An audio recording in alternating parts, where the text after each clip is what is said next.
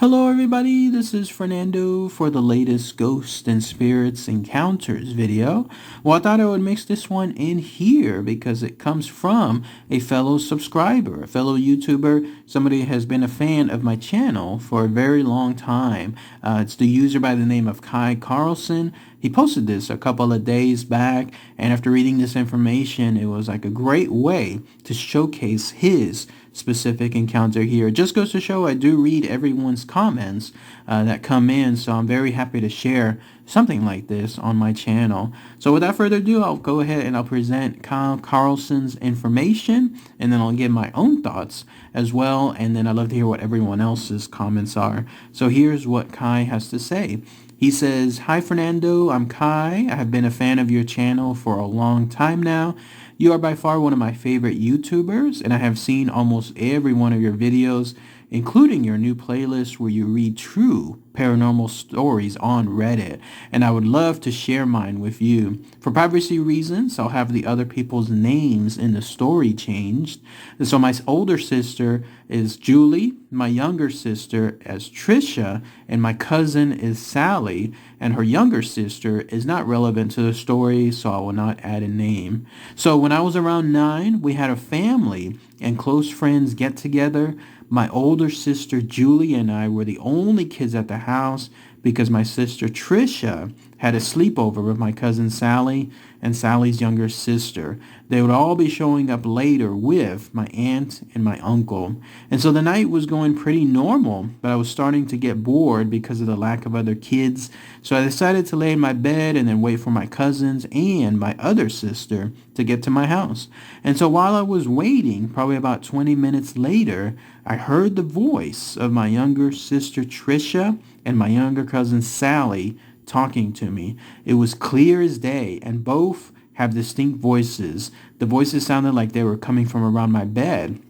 And so naturally, I got up and started calling back for them, assuming it was just my sister and my cousin, and that they had to got to the get-together finally. So I got up, went up to our front door, and looked around for them a little, but to no avail. And so I asked my mom if they had made it to our house yet, and she said no, that they were still on their way.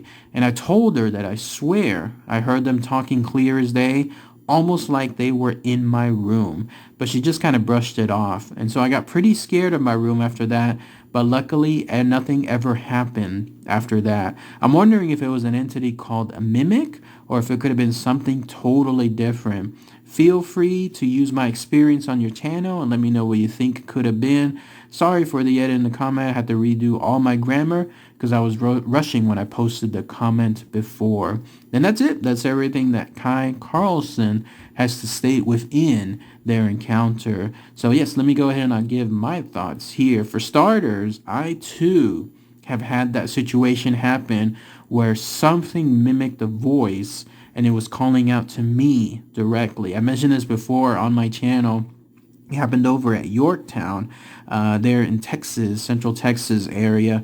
We were there at the Yorktown Hospital, which is actually a location that has been featured on several ghost hunting shows. And what had happened to me was I was actually there with the group, and we decided to take a break after doing a part of an investigation, and the rest of the group was outside in the parking lot area. I decided to actually hang around inside, which I sometimes do on my own by myself whenever I'm with these ghost hunts, because it allows me to be able to truly gauge and see if something happens. Well, guess what? Something did happen when I was by myself, and this was specifically in the old area there, the front entrance. You know how when you go into a hospital, there's like a waiting room area, and that's where somebody, like let's say a normal person that was there as either as a greeting nurse or someone else like as a receptionist, they would be the ones asking how they could assist you. That's where I was waiting at. And so I was waiting, reviewing footage that I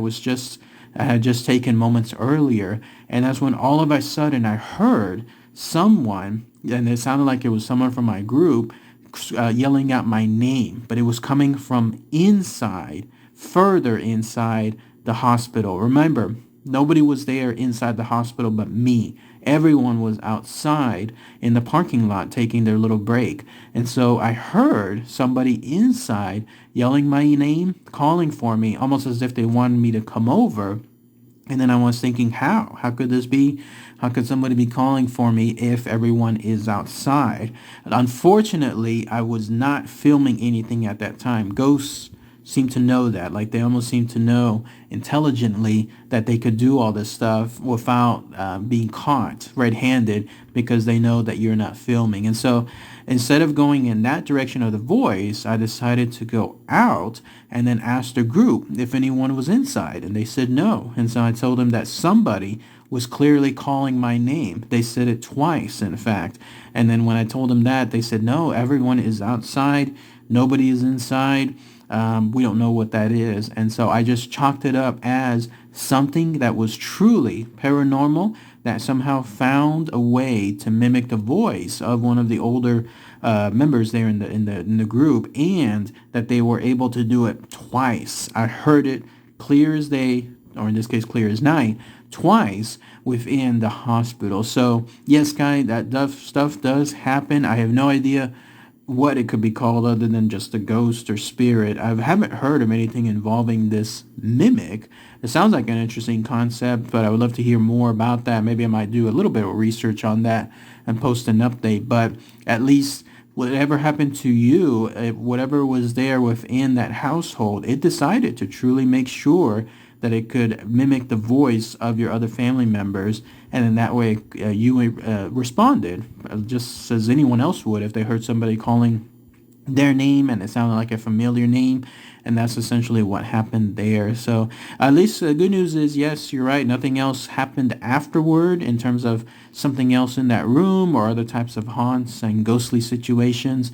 So that's good news there too. I might actually go back to the Yorktown area. We're looking into it sometime in the future. It just depends on circumstances. We're trying to see if that location can still work or not. Something happened there actually in the nighttime later on. I can't really talk about it too much per se, but just say that definitely changed things. It wasn't ghosting or anything. This was something else different, something else that happened outside. But it definitely changed our perception of that location. So we're trying to see if we can try to go back if circumstances are much better now. And if anyone has been there to the Yorktown area before, again, a famous haunted location here in Central Texas, I'd love to hear if you had any similar thoughts as well, or in general, if anyone has had that situation, just like myself and just like Kai, where somebody has called out their name when you know that nobody else was there, or you come to find out later on that nobody else was there,